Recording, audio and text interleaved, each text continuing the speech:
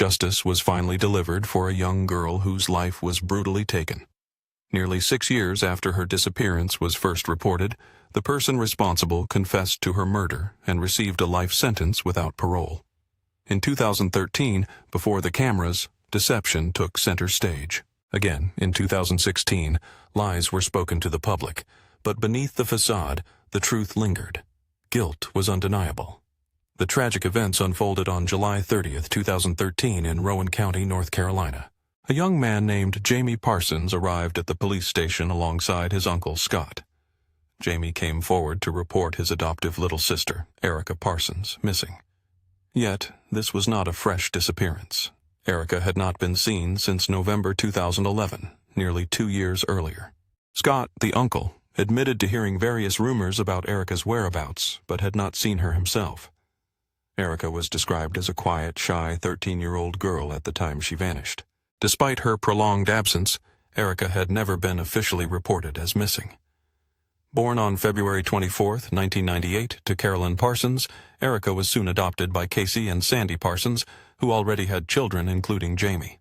When Jamie spoke with officers, he revealed he had questioned his adoptive parents about Erica's absence from their Mill Chapel Road home. They claimed they had taken her to Asheville to live with her biological grandmother, Irene Goodman, known as Nan. Though bizarre, this story persisted as Jamie continued. A dark and unsettling picture began to take shape. Jamie disclosed that his adoptive parents had subjected Erica to constant physical and mental abuse. Disturbingly, even after Erica disappeared, Casey and Sandy continued cashing checks totaling about $600 a month in her name, despite her no longer living at the residence.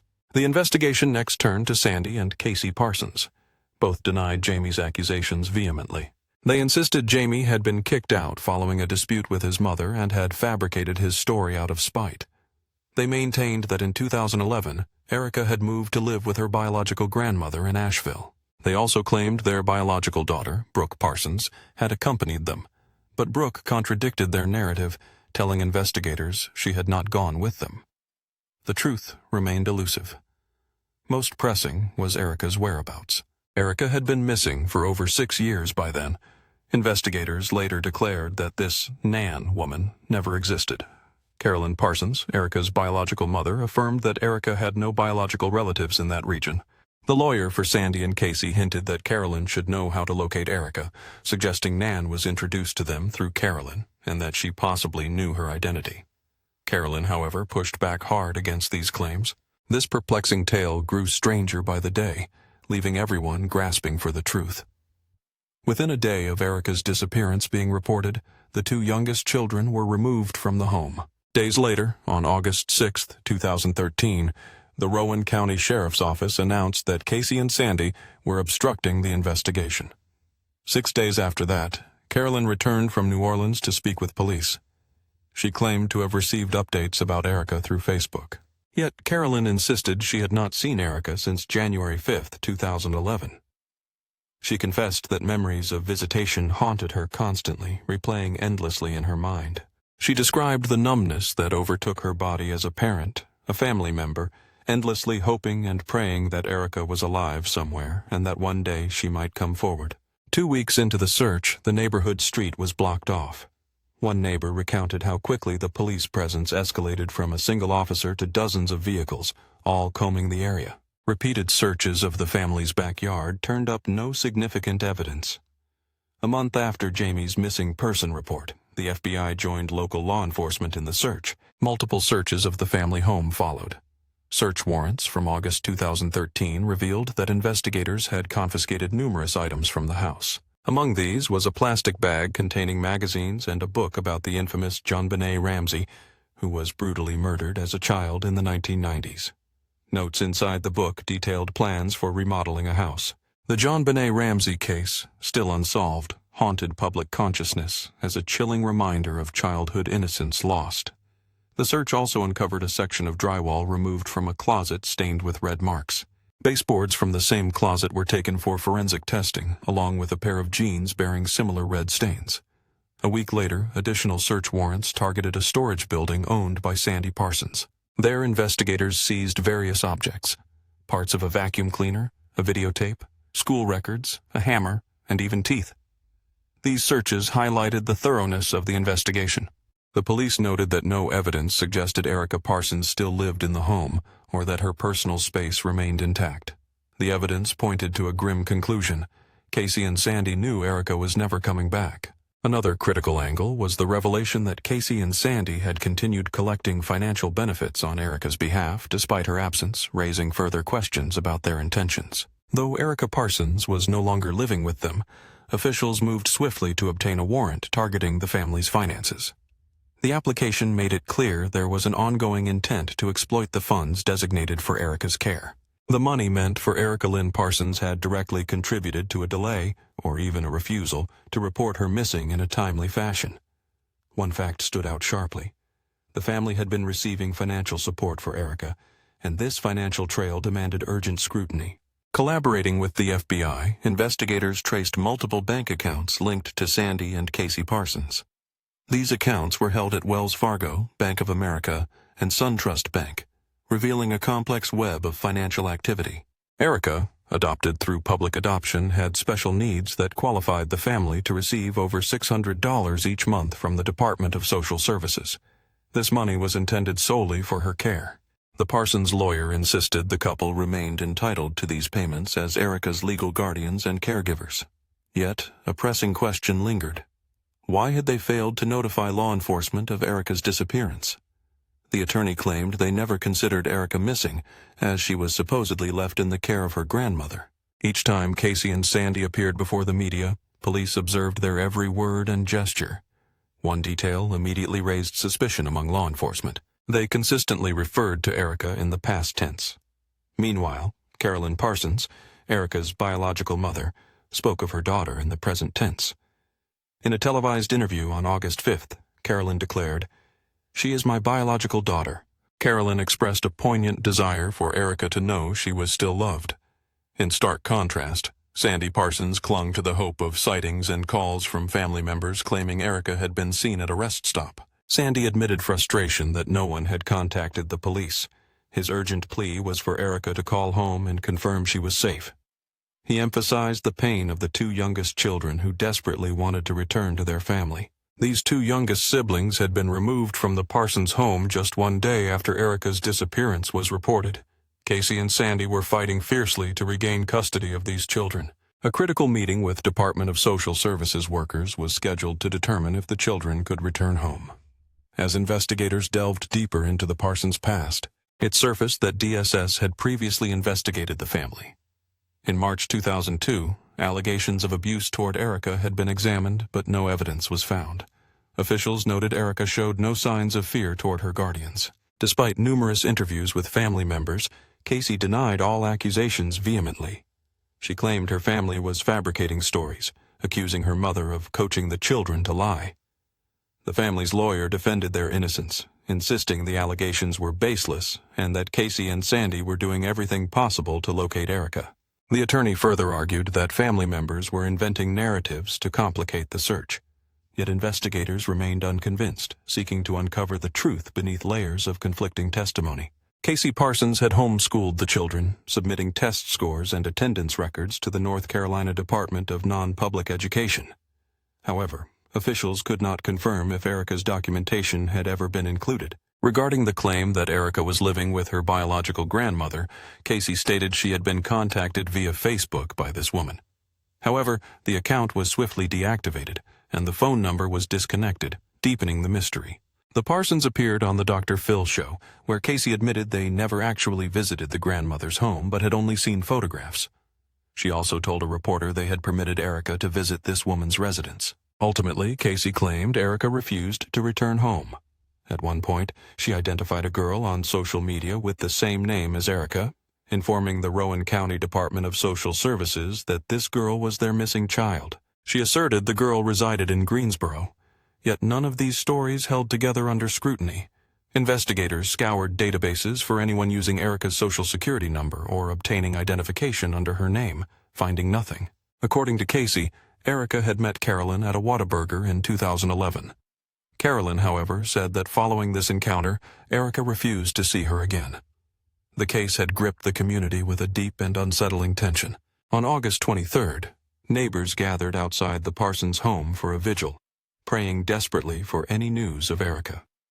Billboards were erected around the area, keeping her face and story alive in public memory. By August 26th, Casey and Sandy were interviewed once more by the FBI.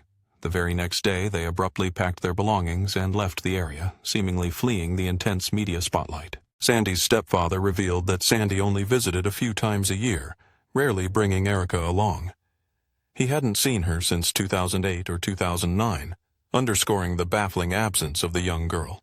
This case was not just bizarre, it was profoundly complex. A vulnerable child had vanished without a trace. Yet one truth remained: people do not simply disappear.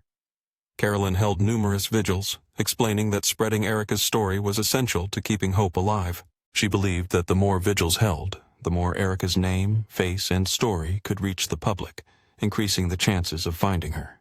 On January 16, 2014, a judge ruled that the children removed from the Parsons' care were not to return home, but instead stay with their aunt. However, these children were later removed from their aunt's custody due to severe behavioral issues. Despite ongoing investigations, no concrete evidence surfaced about Erica's whereabouts. On January 30, 2014, the FBI announced a $25,000 reward, joining Rowan County Sheriff Kevin Orton's office in seeking information. Prevent child abuse. Rowan added an additional $5,000 to the reward fund. Nearly a year since Erica's disappearance, a breakthrough suddenly erupted. With weapons drawn, federal agents stormed the Parsons residence in Fayetteville, North Carolina. Casey and Sandy Parsons were arrested, facing 76 charges spanning from February 2010 to August 2013, including theft of government funds, mail fraud, and tax fraud. The couple faced serious charges: conspiracy to defraud the government and identity theft. Authorities alleged they had collected government funds for adoption assistance, Medicaid, Social Security, and food programs, all for a dependent who was not living with them. It was further claimed that Casey Parsons had fraudulently used other people's identities as dependents and submitted false information on federal tax returns. These allegations surfaced while they awaited trial on 76 counts of theft and fraud. Throughout this period, law enforcement kept a close watch. Both were fitted with electronic monitoring devices and required to meet regularly with a pretrial officer. Their release conditions included staying within eastern North Carolina and avoiding any legal violations. The trial loomed ahead. As the trial approached, a judge heard testimonies from various family members, including Jamie Parsons, Casey Parsons, and Casey's sister, Robin. The scope of the proceedings was broad, promising to reveal the harrowing details of what Erica Parsons had allegedly suffered. Robin Parsons recounted being asked to care for Erica for several months. She testified that Erica often bore numerous marks and bruises, and that Casey Parsons herself was visibly disturbed by the sight of Erica's battered face. Jamie Parsons would later add even more disturbing testimony, describing the brutal treatment Erica endured within the family home. According to Jamie, Erica was forbidden from using the bathroom, forced to eat dog food or discarded scraps, and often starved. She was made to drink water from a dog bowl or the bathroom sink and was excluded from family activities entirely. Erica's torment extended further. Her fingers were deliberately broken. She was confined to a closet and faced severe punishment if she relieved herself inside. She had never been allowed a bed, forced instead to sleep on the cold floor. Jamie revealed a particularly chilling episode when Casey Parsons burnt Erica's hand on a hot stove. He and the other children had also taken part in abusing Erica from the age of 5 until Jamie was 16. Jamie confessed to once breaking Erica's arm before deciding to stop hitting her. Their sister, Brooke Parsons, informed detectives that their mother had sent them to Walmart for first aid supplies to fashion a makeshift cast instead of seeking proper medical care for Erica's serious injury. Family members observed that Erica's arm bore signs of never healing correctly. On the stand, Jamie recounted Casey instructing his siblings, Sadie and Toby, to pull Erica's hair if she refused to play with them. Jamie testified that Casey Parsons actively encouraged the children to abuse Erica and that he often witnessed Casey beating her. If Erica disobeyed, Casey would strike her with a belt and punch her on the top of her head. The abuse left Erica with a bald spot on her head, formed by wounds that had been struck and healed repeatedly. Sadie Parsons, the youngest child at 12, said she tried to sneak food to Erica, who was locked in a closet. This closet was located either in Casey's bathroom or Brooke's bedroom. Sadie revealed a horrifying moment when Casey choked Erica until she struggled to breathe. Gifts given to Erica were swiftly taken from her and handed to her siblings, Toby or Sadie, as soon as the giver left. In a chilling statement, Sandy Parsons once declared that no one would find Erica, boasting that Casey was smarter than the FBI. The grim details of Erica's suffering kept emerging with relentless intensity. The week before Erica vanished, her siblings described her as having sunken eyes, a gray pallor, weakness, and open, oozing wounds. Jamie said that the last time he saw her, she looked like a lifeless zombie. Erica told Jamie she felt unwell and struggled to breathe properly. Jamie recalled his mother's cold response. A dismissive, "I don't care, get back in the corner." The following day, Jamie awoke to find his parents absent. They returned later, with Sandy quiet and looking ill, while Casey appeared normal. When Jamie asked about Erica's whereabouts, they claimed she was with her grandmother. The prosecutor, Anand Ramaswamy, cited Jamie's testimony before declaring that Erica Parsons was no longer alive. He revealed an agreement between Casey Parsons and Sandy Parsons to conceal her death. Sandy's attorney countered, arguing that poor parenting did not equate to criminal conduct, emphasizing that much of the case relied heavily on Jamie Parsons' testimony. She recounted seeing bruises on Erica's bottom and a black eye when Erica was 6 years old. Casey had blamed these injuries on Jamie. Shirley and her husband James had suspected abuse but dismissed their concerns. Shirley testified to witnessing Casey choke Erica once. James intervened, grabbing Erica's arm and scolding her before tensions escalated and they left. Shirley also noted injuries on Erica's hands. These injuries matched Jamie's account of Casey bending Erica's fingers back to keep her in line. Robin Parsons observed Erica's crooked fingers and suspected broken bones, though Casey claimed arthritis was to blame. Robin testified that Casey frequently beat Erica and forced her to stand in a corner. Photographs presented in court documented Erica standing in a corner on 5 separate occasions. The heartbreaking evidence painted a bleak picture. When Erica was younger, she had called Casey and Sandy Mom and Dad, but Casey forbade this, insisting Erica refer to them by their first names. Janet, Sandy's stepmother, recalled a family beach vacation when Erica was left behind. Erica was instructed to hide and not reveal her presence. Janet's husband, William, discovered Erica home alone. Janet expressed her belief that Erica was never treated as kindly as the other children. Though this trial focused on fraud charges, the testimony exposed a dark, disturbing reality. The evidence revealed a grim and damning portrait of Erica Parsons's final years within this family. In the year 2000, a woman named Amy Miller, along with her husband, encountered Casey Anthony through a surrogacy website. They hired Casey to act as a surrogate, believing she was the ideal candidate to carry their baby. Amy described Casey as the perfect person for the role. Amy recalled Casey as a wholesome, down-to-earth, and deeply religious woman. The fact that Casey had adopted Erica Parsons to keep her within the family struck Amy as genuine and admirable. Casey frequently spoke about Erica, Amy added. They agreed on a payment plan of $10,000 in monthly installments, which Casey insisted should be given to her church as a charitable donation. Yet Casey also expressed a need for household appliances like a washer and dryer. The initial and following payments went directly to Casey. Later, Casey informed Amy that the baby she was carrying had died. She abruptly changed her phone number and email, telling Amy she needed to move on with her life and had no business having a child. Contrary to Casey's claims, the baby was born alive and healthy. The Parsons family attempted to sell the baby to Robin for $10,000, falsely asserting that the Millers no longer wanted the child. Robin took matters into her own hands and located Amy online. Amy then involved law enforcement and succeeded in reclaiming her child. Once seen as a kind and loving woman, Amy's view of the Parsons shifted dramatically. She described them as manipulative and recounted the torment they had inflicted on her family. Casey Parsons later pleaded guilty to multiple charges: 5 counts of mail fraud, 1 count of aggravated identity theft, 1 count of conspiracy to defraud the government, and 4 counts of wire fraud. She was sentenced to 10 years in prison, followed by 3 years of supervised release, ordered to pay $41,814 in restitution, and a special assessment of $1,500. Sandy Parsons faced similar charges. He was convicted of 20 counts of theft of government funds, along with 4 counts of aiding in the preparation of a false tax return.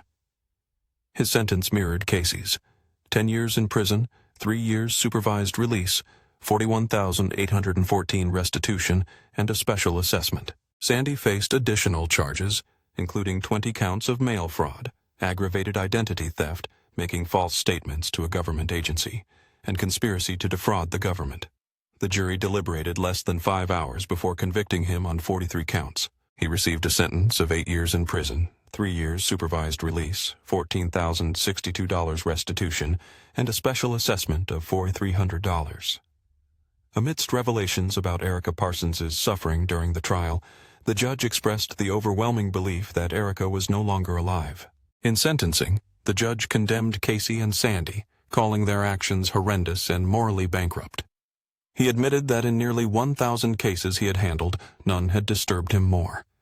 The couple had orchestrated a plan to eliminate Erica and then concealed their crime. The judge declared that the testimonies about Erica's abuse by family members were credible and accepted nearly all statements presented.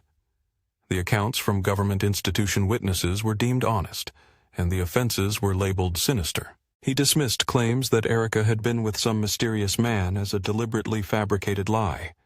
Erica was portrayed as a defenseless girl who only longed for love. The judge reflected grimly, stating that despite sentencing thousands over the years, no case had been as deeply disturbing as this one involving Erica Parsons. Following Casey's sentencing on fraud charges, her sister Robin expressed mixed feelings to WBTV. She wished for a longer sentence, but acknowledged the outcome exceeded her expectations and felt it represented some measure of justice for Erica.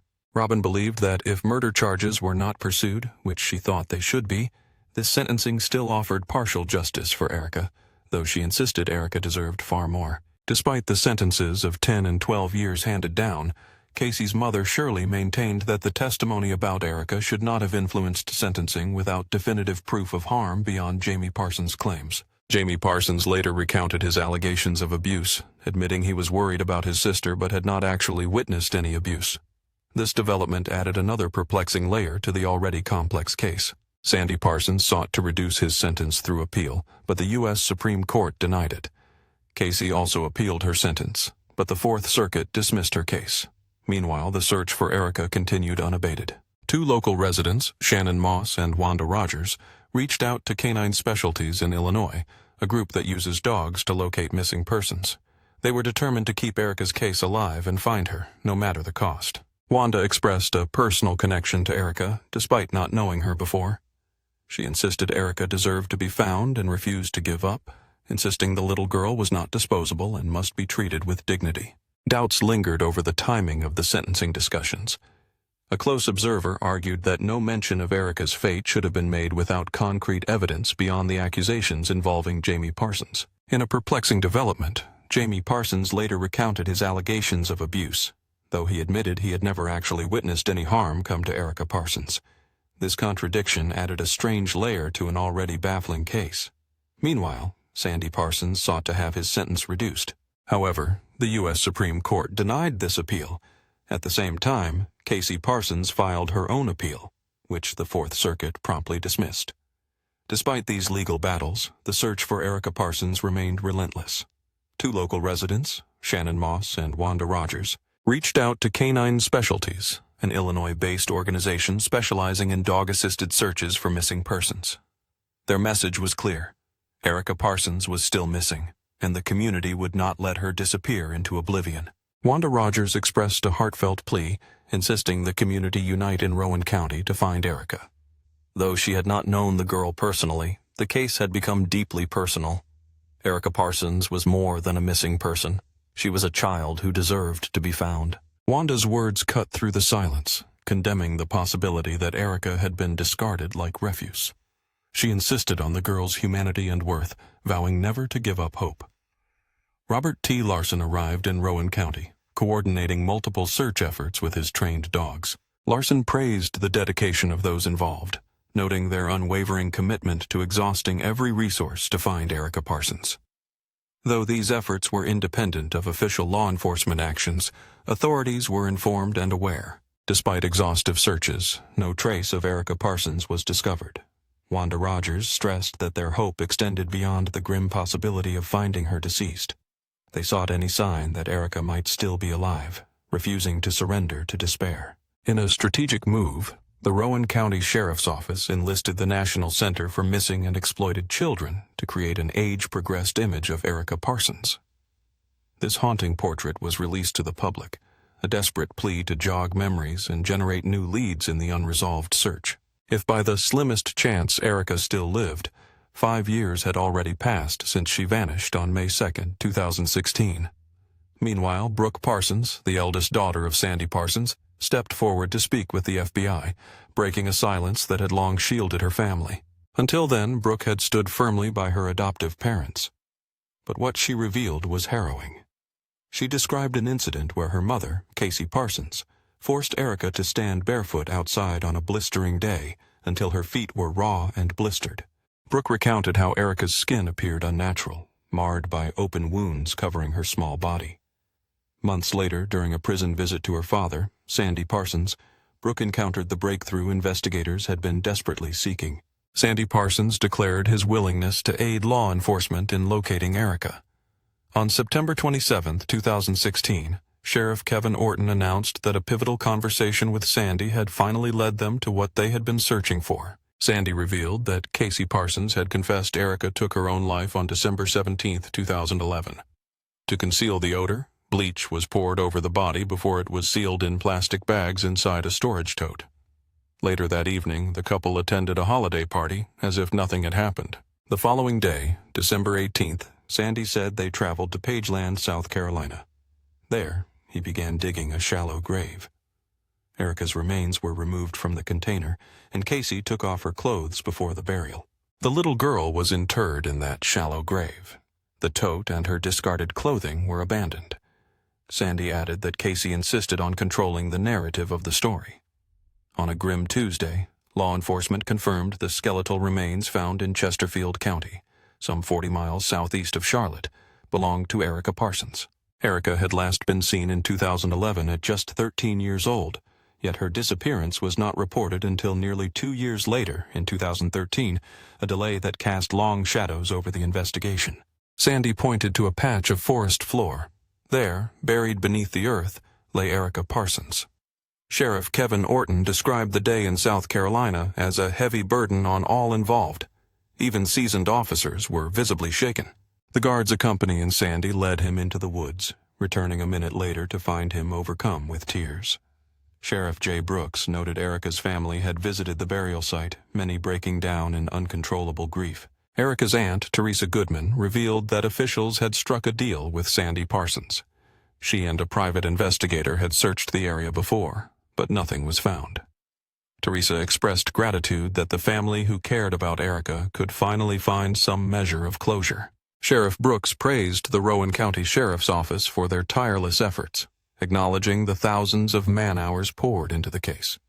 He urged listeners to reflect on this tragedy and to reach out to their own children. In December 2016, Detective Chad Moose received an unexpected call from Casey Parsons herself. She claimed to have critical information she wished to share. Casey stated Erica had expressed a desire to die and that she later found her lifeless on the living room floor, lying on a comforter. Casey recounted rolling Erica over, only to find no response. She insisted Erica had taken her own life, though details of that claim would vary in time. Casey described placing Erica's body inside a tote, with Sandy instructing her to pour bleach over it. Debit card records confirmed Casey purchased bleach from Walmart on December 5th. She admitted to bending Erica's fingers back but denied breaking them, a claim she would later partially retract. Though Casey initially denied breaking Erica's fingers, she would admit years later that some may have been fractured. Casey also confessed to beating Erica with a belt buckle. Fearful of her sister Robin involving social services, she said she avoided seeking medical help for Erica's injuries. At the First Baptist Church, a somber gathering of family, strangers, and law enforcement convened for Erica Parsons' funeral. The day before had marked what should have been her birthday. Sheriff Alton had previously declared that charges would await the autopsy's findings. When the results arrived, they revealed a grim reality that shattered any hope for innocence. The autopsy concluded Erica died from homicidal violence, though the exact cause remained undetermined. It documented fractures in various stages of healing along her upper right arm, collarbone, a finger, jaw, nose, left chin bone, and 7 ribs, some broken multiple times. Signs of spina bifida and scoliosis were noted, alongside severe malnourishment. Low bone density and stunted growth painted a portrait of prolonged neglect. One tooth was missing, and others showed evidence of trauma. The report suggested possible renal failure, untreated sepsis, infection, or poisoning, all consistent with years of abuse. The medical examiner's report did not rule out a fatal blunt force injury, suffocation, or strangulation. It also revealed Erica had been dismembered after death. Carolyn Parsons, Erica's biological mother, expressed gratitude that Erica had finally been found, following Sandy Parsons' disclosure. Yet she insisted this did not absolve Sandy of guilt, as he had stood behind Casey's lies throughout. On February 20, 2018, it was announced that Sandy and Casey Parsons would face first-degree murder charges. The couple consistently denied any involvement in Erica's disappearance. Sheriff Kevin Orton, who revealed the indictments, admitted moments during the long investigation when he doubted this day would ever come. But through relentless determination, investigators refused to abandon their search for justice for Erica Parsons. "We just did not want to leave a little girl out there," he affirmed. The community's plea was clear. They wanted Erica Parsons brought home. Now, Sandy and Casey Parsons were being returned to Salisbury to face grave charges in connection with her death.